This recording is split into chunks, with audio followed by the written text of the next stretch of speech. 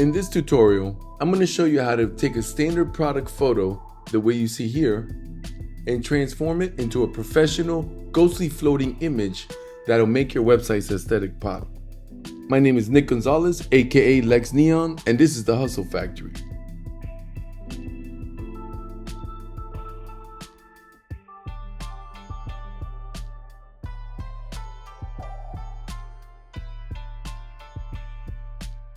All right, let's get started. I'm here in Photoshop 2025. I'm going to File, Place Linked Image. Here I'm going to look for the image that I'm going to turn into a ghost. I have it right here. I'm going to place this image and commit this change by hitting this check mark up top. Now that I have my image placed and I've committed that placement, the next thing I want to do, I want to build a selection here of this entire corset style jersey. Now, there's a couple ways to do it. There's the quick way and there's the precise way. I'll start with the quick way. If you look here, this is what you call the object selection tool. It's this little square with the cursor inside. I'm going to click the object selection tool. Photoshop is pretty good at finding the selection. However, it's not always going to get it on point.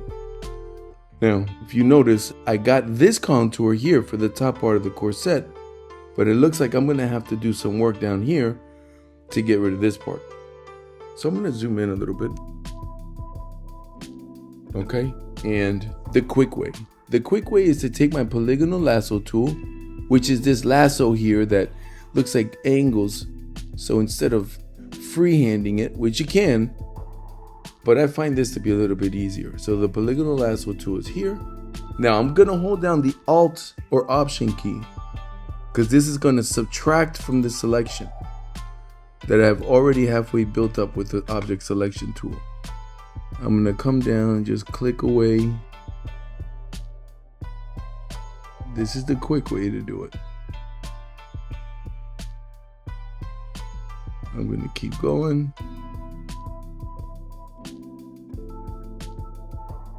Now I'm going to come around, finish building my selection here by double clicking. Now did you notice that removed the last part of that mannequin that we had to get rid of? So it looks like we have a pretty good selection built up here so far. The next thing I'm going to do is I'm going to come over to this bottom right corner and grab my mask tool.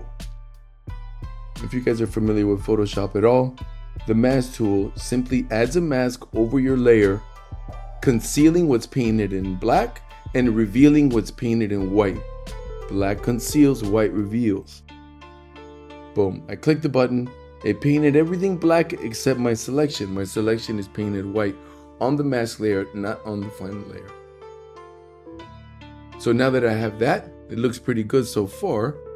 Let me zoom out and see how much of this canvas I've consumed.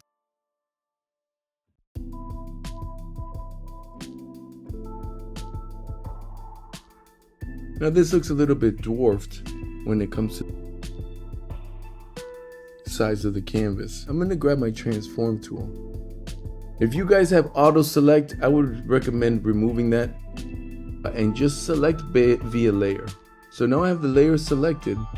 I'm going to grab this and hold the Alt key, and I'm going to increase the size about 60%. I'm going to commit that change.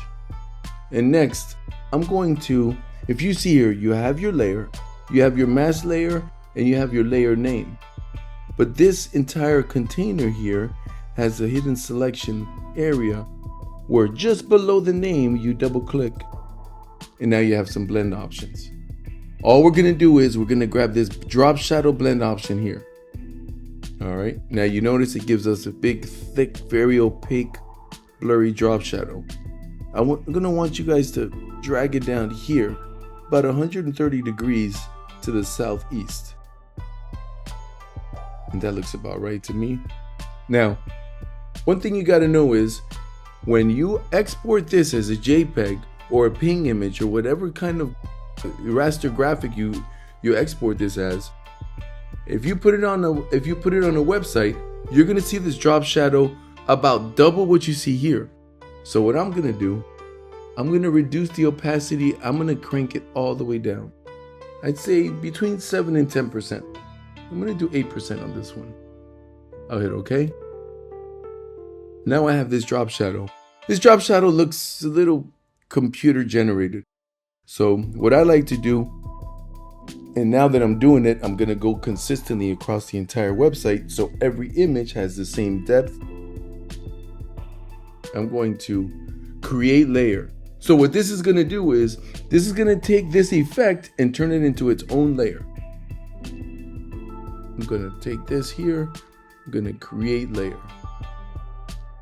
It's saying some aspects of the effects can't be reproduced with layers, but really the only aspects of the effects we get is this blur and this opacity, which is everything we need. I'm going to hit OK.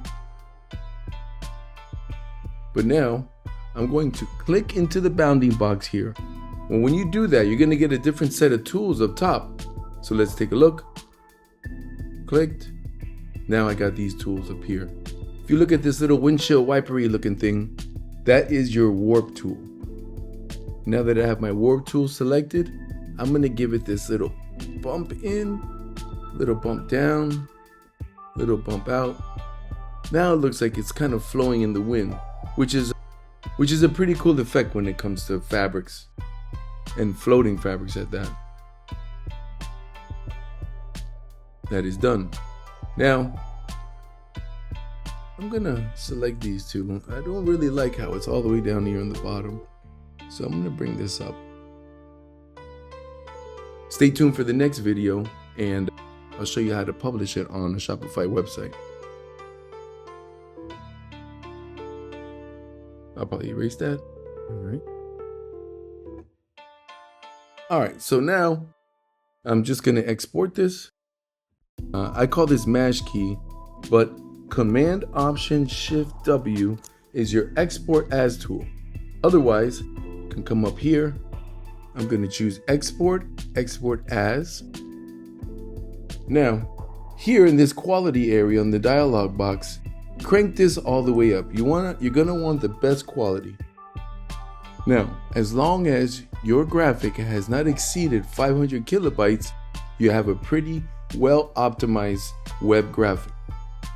Typically 300 to 500 kilobytes per product image is pretty good. Still a little bit heavy. Some like it down to 100, 150. But you know, when you're trying to sell something, you want the best representation of the image, of the product. You want the best representation of the product. So that's something to be mindful of. Go ahead and export it. Save it to the folder in which you need to save it as. Rockets.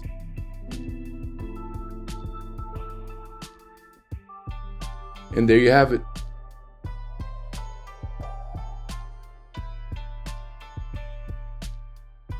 And there you have it. We've successfully turned a basic product photo into a cool, ghostly looking image that will enhance your website. Thanks for watching. This is Nick Gonzalez, aka Lex Neon, and this is the Hustle Factory.